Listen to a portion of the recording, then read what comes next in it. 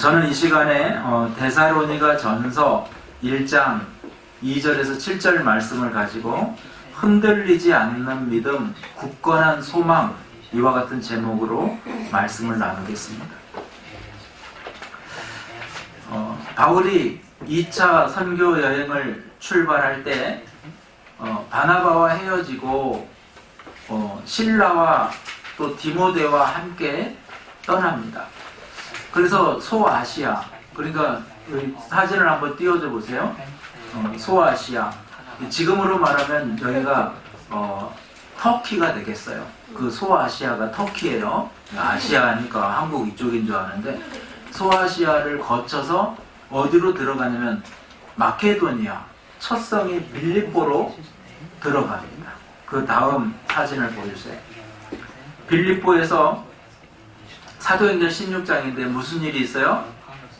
자주장사 루디아를 만나서 그 집에서 교회가 시작이 됩니다. 그런데 이제 귀신 들려 점치는 여종을 귀신을 쫓아내 줬는데, 자 이제 사진 내려주시고, 저를 봐야 되는데 사진만 보고 있어가지고 그 여종이 쫓겨나는 바람에 그 여종, 귀신 들린 여종을 통해서 점치해서 돈 벌던 사람들이 돈을 못 버니까 바울과 실라를 오게 가지고 심히 쳐서, 그죠? 그 다음에 찬양하고, 그 다음에 간수가 회개하고, 그 집에 들어가 또 먹고 씻고, 그 다음에 아침에 나와버리면 간수가 죽잖아요. 그러니까 높은 사람 데리고 와라 이렇게 해가지고 들어가서 높은 사람이 나오는데, 너희가 로마인인 나를 재판도 하지 않냐고 이렇게 쳤으니까 너희 죄를 갚겠다 막 하니까 높은 관리가 와가지고 제발 살려달라고, 여기서 나가주기만 해달라고 해서 나가죠. 그 다음에 도착한 곳이 바로 데살로니가입니다. 데살로니가. 그 데살로니가는 바로 그 빌립보 옆에 있어요. 근데 데살로니가에 들어가서 3주, 새 안식일 동안 3주 동안 말씀을 전하는데 엄청나게 역사가 나타나요. 그 전한 설교가 뭐냐면 예수가 구약 성경에 예언하는 그리스도다 이거예요. 그래서 수많은 사람들이 회개하고 나오는데, 문제가 뭐냐면 이곳에는 유대인 원리주의자들이 있었어요. 목숨 걸고 유대교를 지키는 사람들이 있었다는 거예요. 이 사람들이 이제 화가 날 대로 나서 바울을 잡으려고 했는데, 바울을 사람들이 이렇게 빼돌려가지고 바울을 맞이했던 야손 일행을 잡아다가 막 매를 칩니다. 그래서 바울이 거기서 피신해서 베레아로 가요. 베레아에서 많은 사람들이 또 복음을 듣는데, 이 데살로니가에서 온 유대인들이 집요하게 추적해 와가지고 복음을 방해합니다. 그래서 이제 아덴으로 가요. 아덴에서도 그들이 와서 방해를 해요. 이 데살로니가의 유대인들이 얼마나 극악했는지 알겠죠? 그죠? 그러니까 핵심한 데살로니가 성도들은 이렇게 극악한 사람들 밑에서 그들과 함께 신앙생활을 해야 되니까 굉장히 고통스러웠을 거예요. 그래서 바울은 자기가 너무너무 아끼는 자기의 아들과 같은 디모데를 데살로니가 교회로 보내요. 그리고 실라는 마게도니아로 보내요. 자, 데살로니가전서 3장 1절과 2절에 이러므로 우리가 참다 못하여 우리만 아덴에 머물기를 좋게 생각하고 우리 형제 곧 그리스도의 복음을 전하는 하나님의 일꾼인 디모데를 보내노니 이는 너희를 굳건하게 하고 너희 믿음에 대하여 위로함으로, 이렇게 말해요. 할렐루야. 그래서 디모데를 보내가지고 그들을 이렇게 위로해주고 그들을 세워주게끔 했습니다. 그리고 나서 이제 디모데가 고린도에 와가지고 그 일행과 만나가지고 데살로니가 성도들이 이렇게 잘 믿음을 지키고 있다고 전해주는 거예요. 그래서 데살로니가 전서 3장 6절에 보면 지금은 디모데가 너희에게로부터 와서 너희 믿음과 사랑의 기쁜 소식을 우리에게 전하고 또 너희가 항상 우리를 잘 생각하여 우리가 너희를 간절히 보고자 함과 같이 너희도 우리를 간절히 보고자 한다 하니. 자, 어떤 기쁜 소식이냐? 믿음을 잘 지키고 있다. 그리고 서로 사랑으로 잘 이겨내고 있다. 이 소식을 들은 거예요. 할렐루야. 바울이 굉장히 마음에 기뻤겠죠. 기뻤어요. 그래서 이제 편지를 써요. 그래서 한 가지 이 기쁜 소식 가운데 또 슬픈 소식, 어려운 문제가 있었는데 두 가지의 문제를 안고 있었다는 거예요. 하나는 도덕적인 문제가 있었고 또 하나는 종말론에 대한 교리적인 문제가 있었어요. 정말 많은 유대인들의 핍박 속에서도, 극악한 유대인들이에요. 그들의 핍박 속에서도 신앙을 잘 지키는데 두 가지의 문제점이 나타나서 하나는 거룩한 삶의 문제예요. 윤리적인 문제. 거기에 대해서 바울은 하나님의 뜻은 너희가 거룩한 것이다. 하나님은 거룩하니까 너희도 거룩해라. 그래서 결혼 생활의 순결함, 성적인 정결함에 대해서 설교를 해요. 곧 거룩한 삶이 복음 증거라는 거예요. 할렐루야. 저와 여러분, 하나님이 거룩하니 저와 여러분도 거룩하시기를 축원합니다. 또 하나의 문제는 종말 신앙의 문제예요. 바울이 이제 짧게 교육시키다 보니까 주님이 곧 오신다는 기대 속에 살았어요. 그런데 주님이 곧 오시는데 뭐 일하면 뭐해? 생업을 포기하는 사람도 나타났고 또 너무 절망 속에 사는 거예요. 주님이 강림하신다는데 먼저 죽은 우리 가족들, 그 사람들은 다시 구원으로 돌아올 수 없지 않느냐?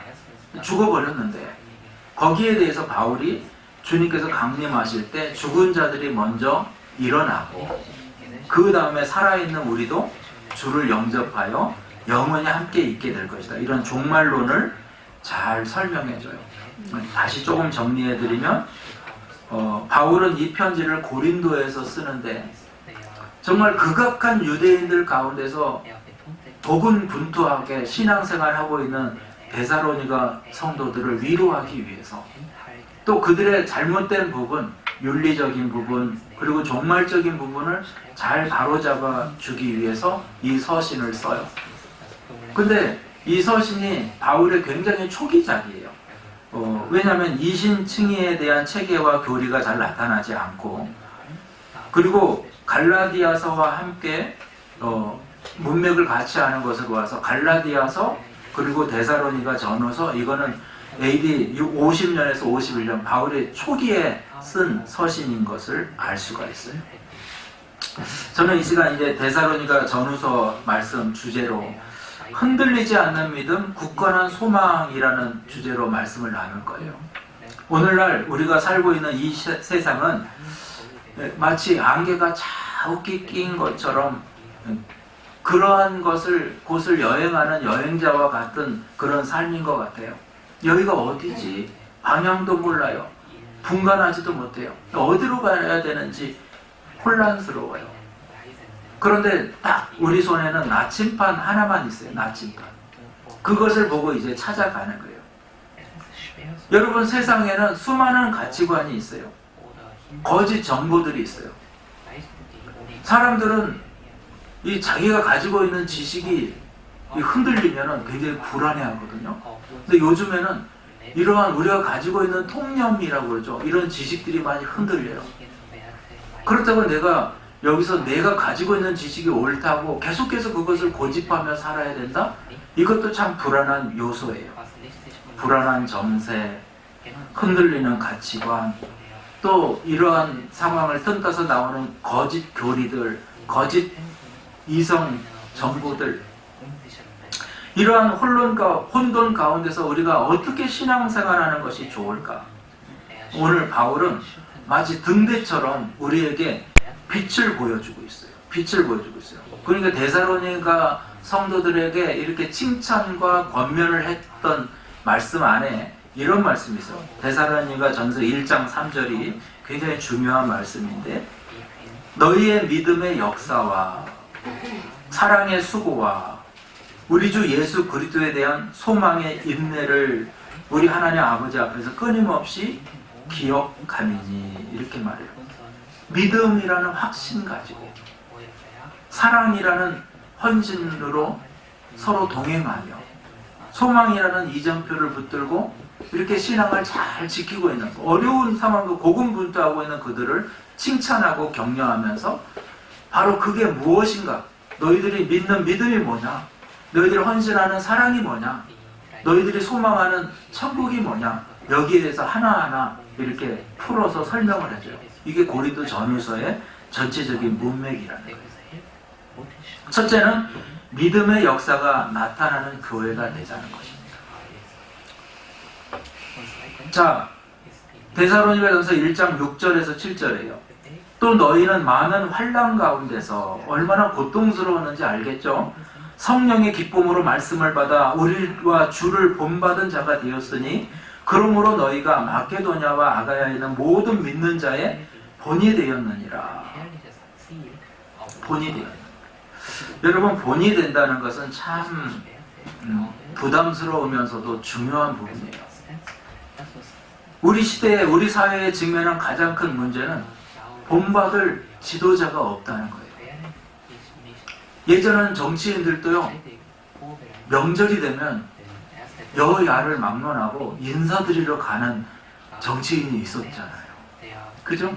가서 절을 하고 덕담을 듣고, 그래서 그 명절이 얽힌 전국을 해소하는 어떤 시간이 됐었어요.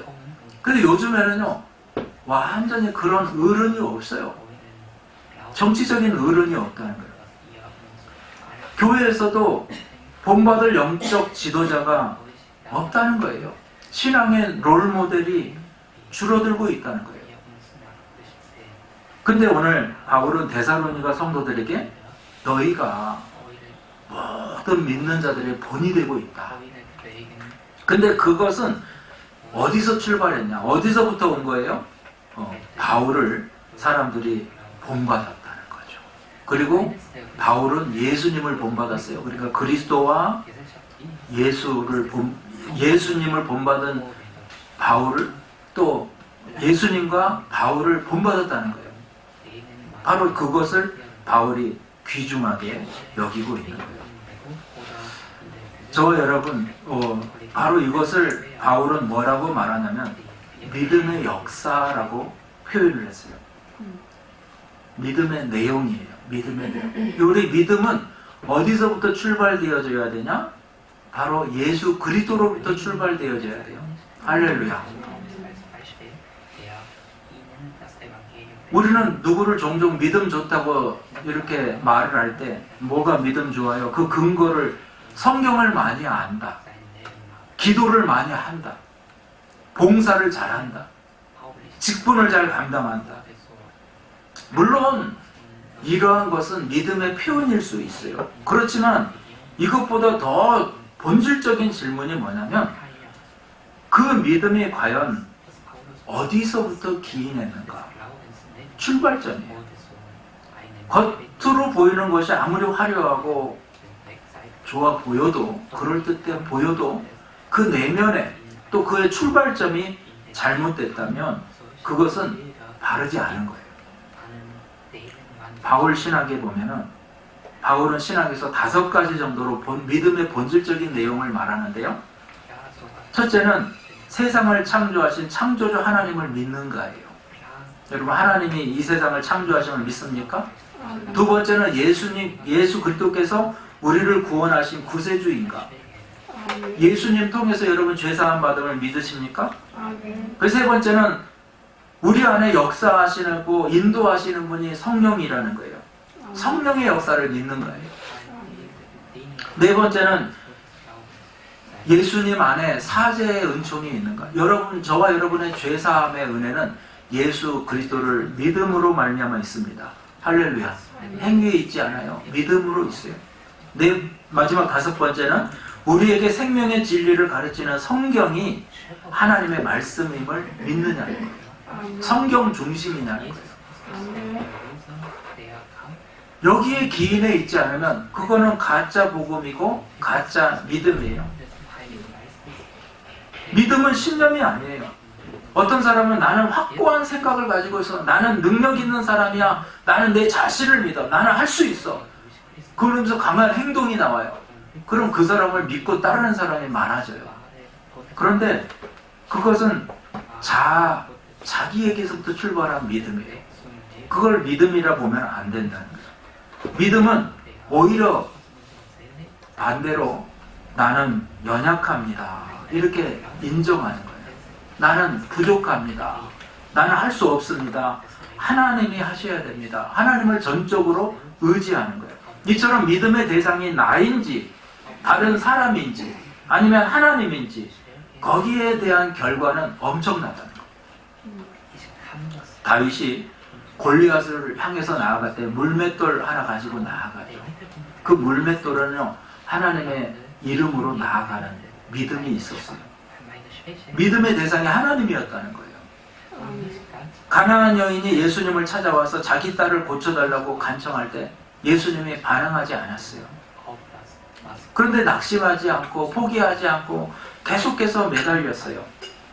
그때 마지막에 예수님이 내 믿음이 크도다 하면서 칭찬하고 고쳐주셨어요. 이 여인도 믿음의 대상이 예수님이었어요. 잘못된 사람은요, 막 매달려 보다가 딱 돌아서서 예수님 원망하거든요. 이런 기도예요. 이 고쳐주시면 예수님 믿겠습니다. 우리 아버지가요, 우리 어머니 고쳐주시면 예수님 믿겠습니다 했어요. 돌아가셨어요. 안 믿었어요.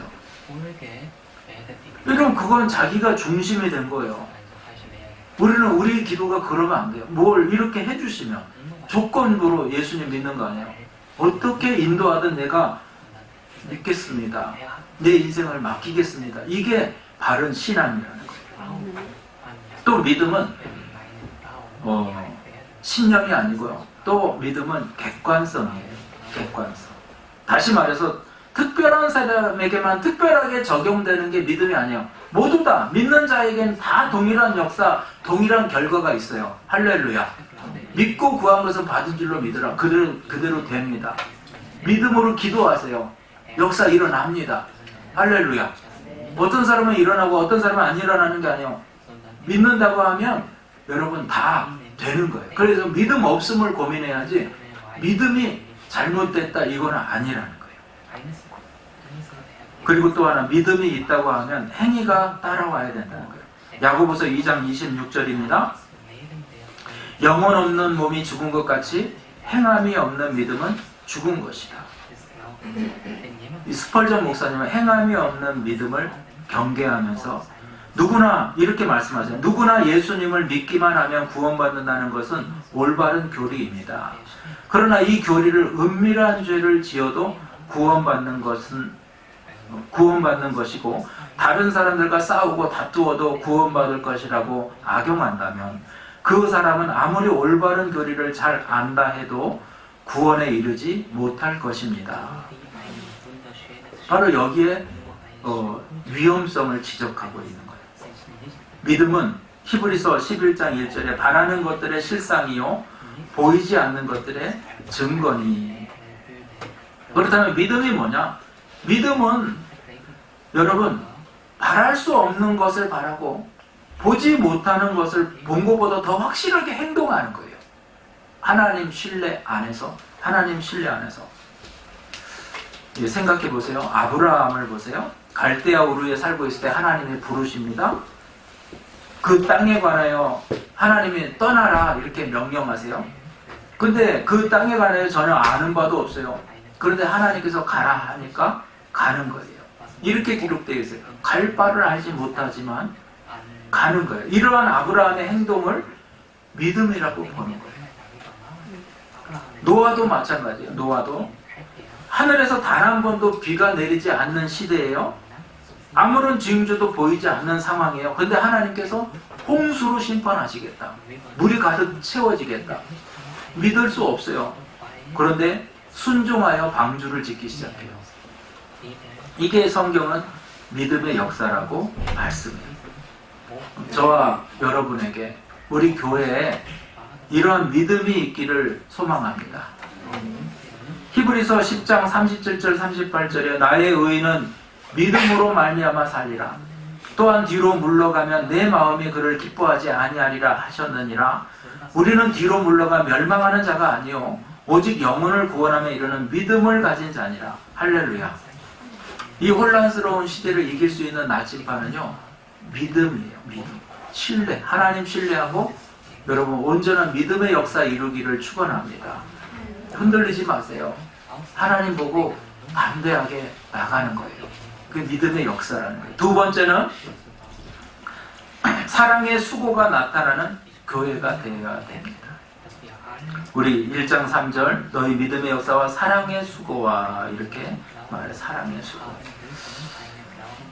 우리가 이제 이런 아까 말씀드렸듯이 예측 불가능한 이 시대를 걸어가고 있는데 이러한 여정 가운데서 우리가 지치지 않고 넘어졌을 때 다시 일어날 힘은 동행의 따뜻한 가운데서 나타나요.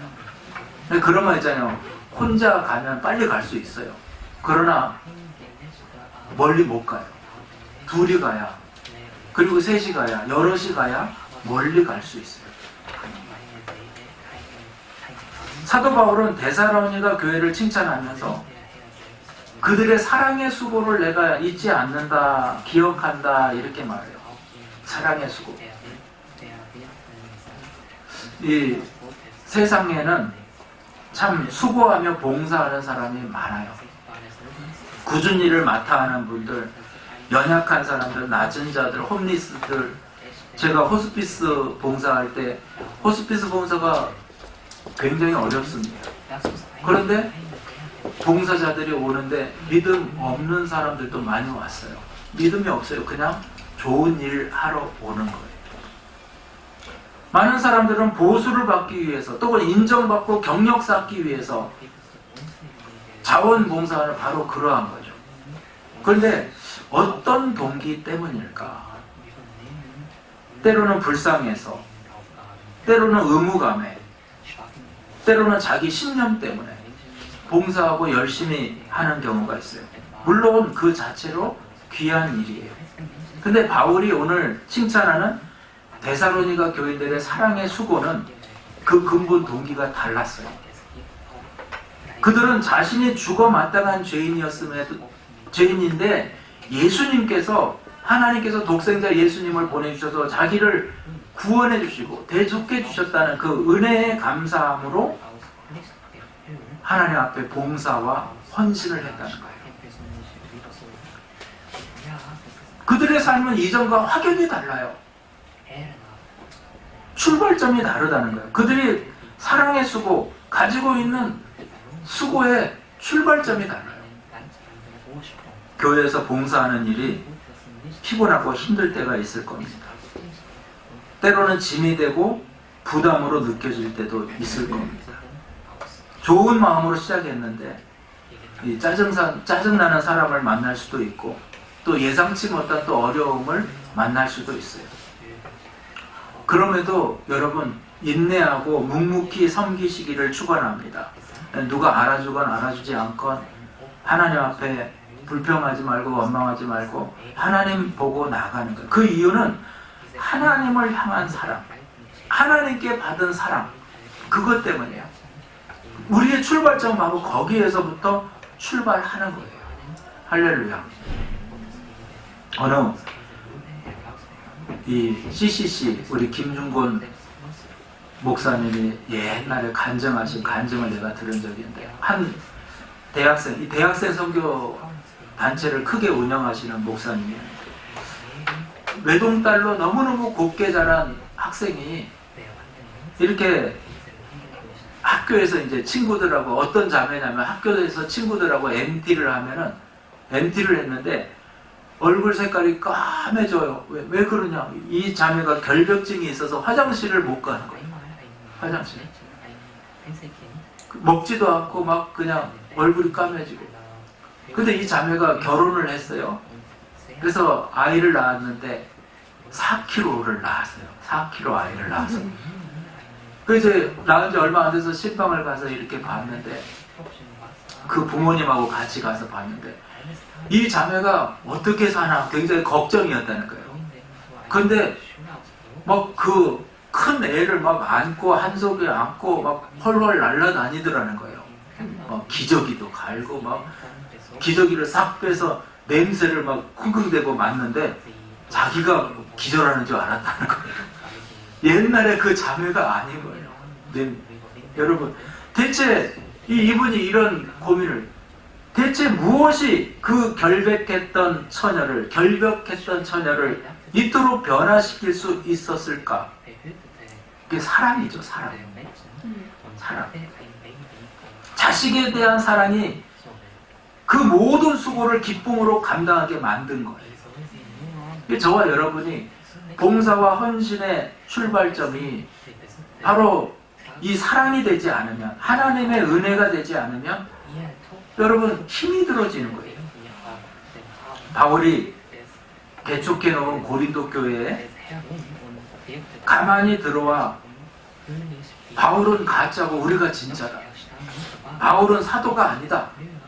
예수님께 직접 부름받지 못했다. 이렇게 말하던 거짓 교사들이 있었어요.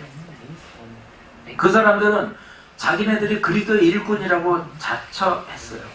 바울은 그들이 진정으로 성도를 사랑하지 않는다. 그들은 진정으로 예수 그리스도의 일꾼이 아니라고 반박했어요. 그 반박한 근거가 뭐냐? 그들은 사랑의 수고가 없다는 거예요. 근데 바울은 나는 사랑의 수고가 있다는 거예요. 뭐예요? 고린도후서 11장에 보면은 수없이 감옥에 갇히고 매를 맞고 여러 번 죽을 뻔하고 강의 위험과 강도의 위험과 동족의 이방인의 위험, 그리고 배가 파산하고, 바울은 생명의 위협 속에서도 고린도 교인들을 향한 지극한 사랑이 있었어요. 그것이 바로 진정성이야. 여러분, 우리가 신앙생활 하면서 때로는 말씀을 지키는 것이 부담되고, 전도하는 것, 봉사하는 것, 이것이 부담으로, 짐으로, 계명으로 다가올 수가 있어요. 법으로, 율법으로 다가올 수가 있어요. 그럴 때 여러분, 주님의 사랑을 묵상하시기를 축원합니다. 주님의 큰 사랑을 온전히 깨닫는다면 이러한 것은 여러분, 마귀가 주는 시험이었구나, 이것을 분별하게 될 거예요. 할렐루야. 한 번은 한 율법사가 예수님께 와서 선생님, 제가 무엇을 하여야 영생을 얻겠습니까? 이렇게 물어요. 예수님이 율법에는 뭐라 기록되었냐? 그러니까 율법사가 이렇게 대답해요. 누가복음 10장 27절에 대답하여 이르되 내 마음을 다하며 목숨을 다하며 힘을 다하며 뜻을 다하여 주 너희 하나님을 사랑하라 하고 또한 내 이웃을 내 자신과 같이 사랑하라 하였나이다. 그때 예수님께서 내 대답이 옳도다, 이것을 행하라, 그러면 살리라, 이렇게 말씀하세요. 그러니까 율법사가 그때 아멘 하고 돌아가면 되는데 이 사람은 악한 사람이에요. 그러면 내 이웃이 누굽니까? 하고 또 물어요. 왜? 예수님은 이웃이라고 해서 맨 죄인들과 함께 다니고 세리들과 함께 다니고, 그리고 그것을 비판하는 거예요. 그때 예수님께서 들려주신 말씀이 선한 사마리아인의 비유예요. 어떤 사람이 예루살렘에서 여리고로 내려가다가 강도를 만나 죽게 됐어요. 제사장도 그냥 지나가요. 레위인도 그냥 지나가요. 이걸 유대인들, 유대 지도자들을 상징하는 거예요. 근데 사마리아인, 그들이 이방인으로 무시하는 그 사마리아인이 그를 돌보아줬어요. 그 예수님께서 이 비유 말미에 이렇게 말씀해요. 하세요. 가서 너도 이와 같이 하라. 머리로 아는 것이 아니라 삶으로, 실제로, 행동으로 나타나는 수고를 말씀하세요. 여러분, 오늘날 우리가 몸 들이고 마음 들이고 예물 들이고 봉사하고 헌신의 수고를 감당합니다. 그런데 이것은 의무가 아니고 억지가 아니고 하나님을 향한 순전한 사랑 때문에, 여러분, 저와 여러분의 인생과 삶이 그 은혜와 사랑을 깨닫고 평생을 신앙생활하기를 축원합니다. 저는 이 말씀을 준비하면서 이 말씀이 우리 성도님들의 마음에 정말 깊은 곳에 심겨져서 지금부터 천국 갈 때까지 이 출발점이 이거였으면 좋겠어요. 할렐루야. 그렇게 생각했어요. 여러분, 왜 교회 나와요? 왜 봉사해요? 왜 헌금 드려요? 그러한 은혜와 사랑을 깨닫기를 축원합니다. 칼빈은 그랬어요. 사랑은 손끝에 있다. 추상적인 감정에 머무르지 말고 구체적인 행동으로 이어져야 한다는 거예요. 하나님께서 우리 각자에게 은혜를 주시고 은사를 주시고 은혜의 크기가 달라요. 은사의 크기가 달라요. 그러나 동일한 것은 뭐냐? 그 은혜와 은사로부터 출발된 믿음의 헌신. 크건 작건 상관없어요. 크면 큰 대로, 적으면 적은 대로 헌신의 삶이 되어야 된다는 것을 말씀하고 있어요. 마지막으로 소망의 인내가 나타나는 교회가 되어야 됩니다.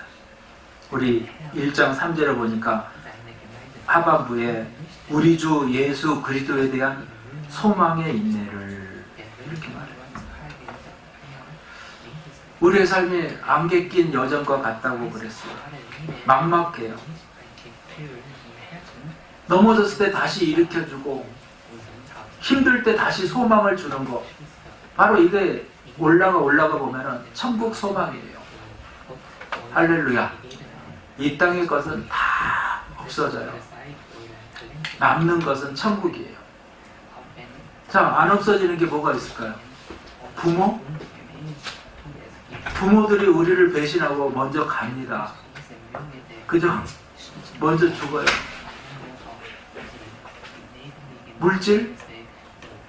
물질을 쌓는 것은 태풍이 오고 있는데 밀가루를 쌓아놓은 것과 같다고 그래요. 그냥 한꺼번에 날아갈 수 있어요. 건강 자신하지 마세요. 그러면 이 땅에 친구? 또 누가 남겠어요? 누가? 모든 것이 없어요. 남는 것은 그리스도에 대한 소망이에요. 천국에 대한 소망이에요. 우리가 이 소망을 가진 사람은요, 천국 소망을 가진 사람은 아무리 힘든 역경 속에서도 이겨낼 수 있어요. 병들어도 나을 수 있고요. 왜냐하면 나을 수 있다는 소망이 있기 때문에 견뎌요. 현재가 불행해도 미래가 더 좋아질 거라는 소망이 있어요. 가난한 사람도 언젠가는 내가 넉넉하게 살 거야 하는 소망이 있어요. 그래서 그 소망이 사람을 견디게 해줘요. 그래서 우리 믿는 사람들은요, 믿음이 좋아지면 어떻게 되냐? 천국에 대한 소망을 품어요. 할렐루야. 이 땅의 것이 아무것도 아니구나. 나를 좋다고 하는 친구도 다 배신하는구나. 부모도 나를 배신하고 먼저 떠나는구나.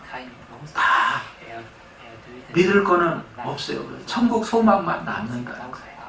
그래서 로마서 8장 24절 25절에 우리가 소망으로 구원을 얻었음에 보이는 소망이 소망이 아니라 보이는 것을 누가 바라리요. 만일 우리가 보지 못하는 것을 바라면 참음으로 기다릴지니라.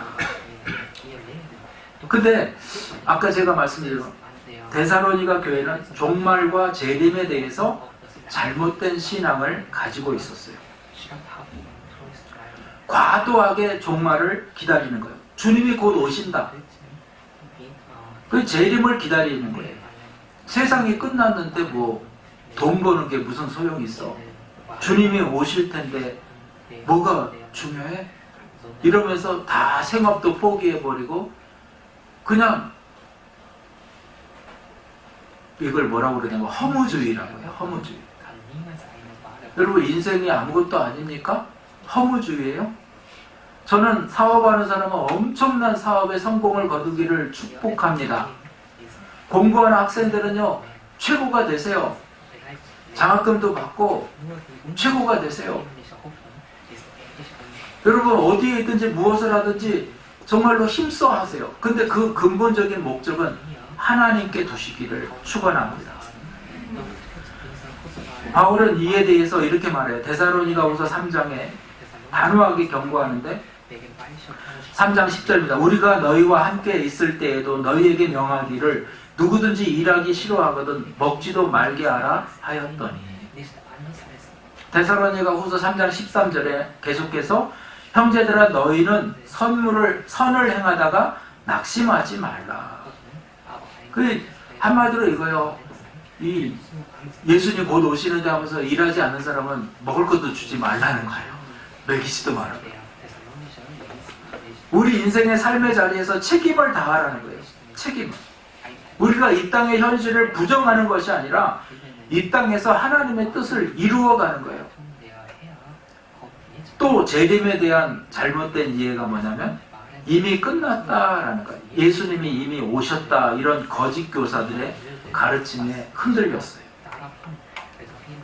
그리고 또 이미 죽은 사람들, 잘 믿었지만 예수님 아직 오지도 않은데 죽어버린 사람들은 어떻게 되느냐? 구원받지 못하고 죽은 거 아니냐? 두려움과 상심했어요.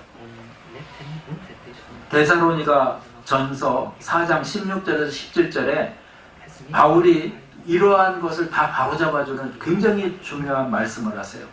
주께서 호령과 천사장의 소리와 하나님의 나팔 소리로 친히 하늘로부터 강림하시리니 그리도 안에서 죽은 자들이 먼저 일어나고 그 후에 우리 살아남은 자들도 그들과 함께 구름 속으로 끌려올려 공중에서 주를 영접하게 하시리니 그리하여 우리가 항상 주와 함께 있으리라.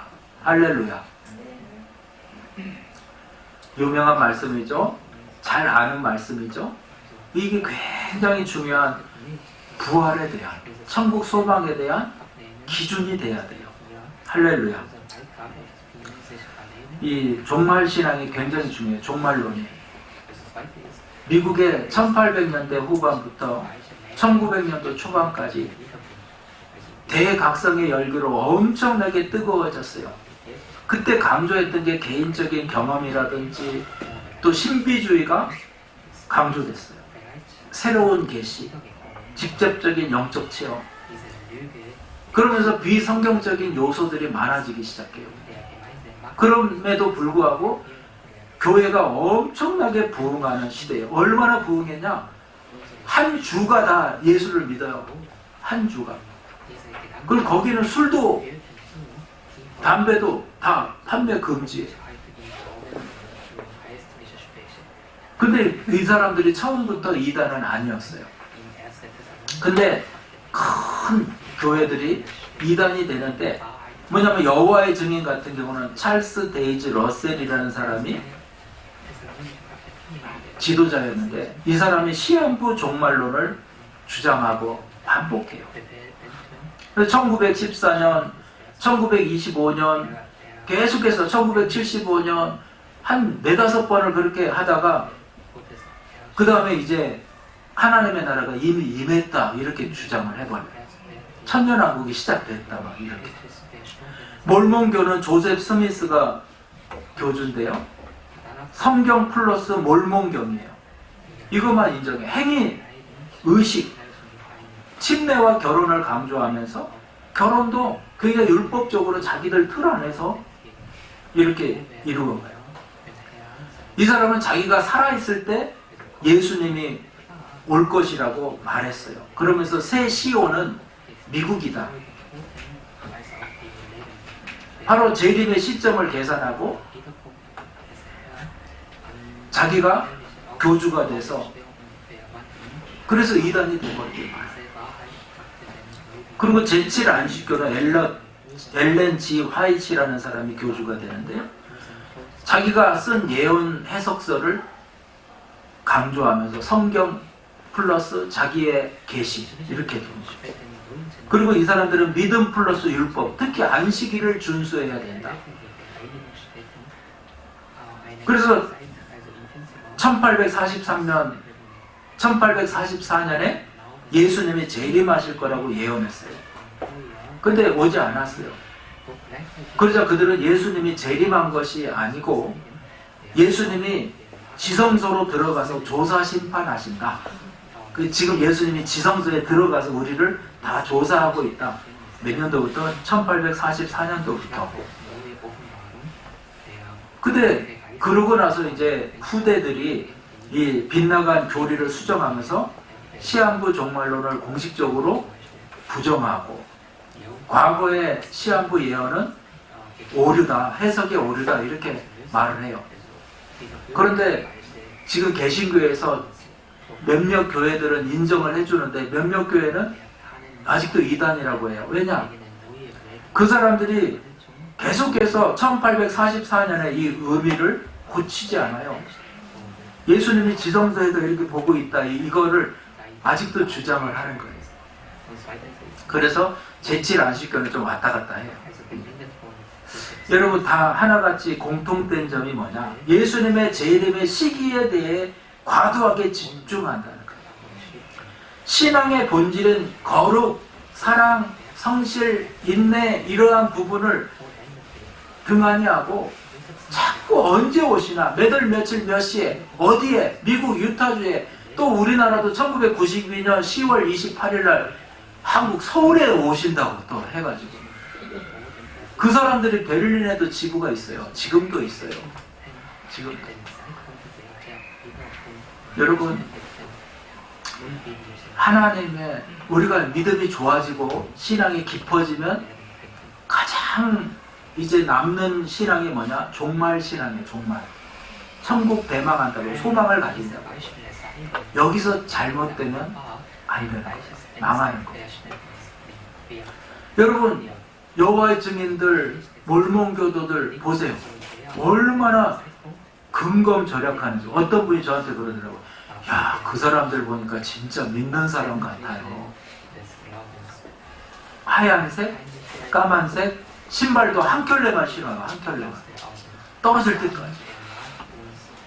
여러분, 진짜 신실하게 믿죠. 거룩하게 살려고 노력하죠. 그런데 무엇에서부터 출발해요? 무엇에서부터 출발해요?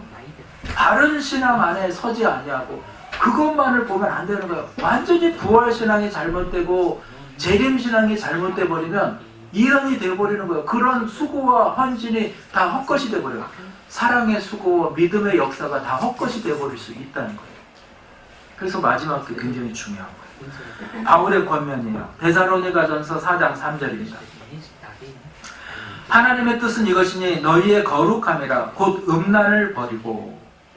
그리고 데살로니가전서 5장 6절. 그러므로 우리는 다른 이들과 같이 자지 말고 오직 깨어 정신을 차릴지라. 깨어 있으라는 거예요. 할렐루야. 재림을 준비한 우리의 태도는 날짜에 집착하지 말고 삶의 방향, 즉 매 순간 거룩하게 살아야 하는 실천, 그리고 오늘이라도 예수님이 오신다면 할렐루야 하고 맞이할 수 있는 믿음 신앙, 깨어있는 신앙이 되어야 되는 것입니다. 다시 오실 주님의 영원한 천국에 대한 확실한 소망, 이것은요, 안개 낀 것 같은 뿌옇고 자욱한 우리가 살아가는 불분명한 이 세상 가운데 분명한 등대가 되고 나침반이 될 수가 있는 거예요. 이 소망을 품고 정말 살아가기를 축원합니다. 바르게, 잘못되게 종말론을 가지면 안 돼요. 바르게 이 소망을 품고 하나님 바라보기를 축원합니다. 결론적으로 말씀드립니다. 우리는 혼란스러운 세상, 안개 낀 여정을 살고 있어요. 여기에 세 가지 길잡이를 바울이 말하고 있어요. 믿음의 역사와 사랑의 수고와 소망의 인내를. 저와 여러분에게 참된 믿음이 있기를 축원합니다. 사랑의 수고와 서로의 위로가 있기를 축원합니다. 천국 소망이 있기를 축원합니다. 우리가 이 믿음, 사랑, 소망을 중심으로 그래도 향기가 돼서 나만, 내가 잘 믿을 뿐만 아니라 희망의 등대가 돼서 다른 사람에게까지 영향 주는 그런 공동체 되기를 축원합니다. 할렐루야.